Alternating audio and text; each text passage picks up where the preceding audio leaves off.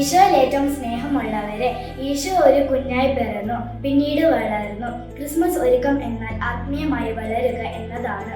വിശുദ്ധ കലമനോസ് പറയുന്നു, നിങ്ങൾ ക്രിസ്തുവിനെ പിന്തുടർന്ന് ആഗ്രഹിക്കുമെങ്കിൽ നിങ്ങൾ ഓരോ ദിവസം വളരണം. നമ്മുടെ സ്വഭാവത്തിലും വിശ്വാസത്തിലും സ്നേഹത്തിലും നമ്മൾ ഒരു ദിവസം മെച്ചപ്പെടണം. കഴിഞ്ഞ വർഷത്തെ ക്രിസ്മസിൽ ഉണ്ടായിരുന്നതിനേക്കാൾ നല്ലവരായി ഈ ക്രിസ്മസ് നമ്മൾ ആഘോഷിക്കണം. വളർന്നു ശ്രമിക്കുമ്പോൾ മാത്രമേ നമ്മുടെ ഹൃദയം ഈശോയിലേക്ക് അനുയോജ്യമായ ഒരു ഭാവനമായി മാറുകയുള്ളൂ. ഇന്നത്തെ സുഹൃത ജപം: ഈശോയെ, ഞാൻ ഓരോ ദിവസവും അങ്ങയിലേക്ക് വളരട്ടെ.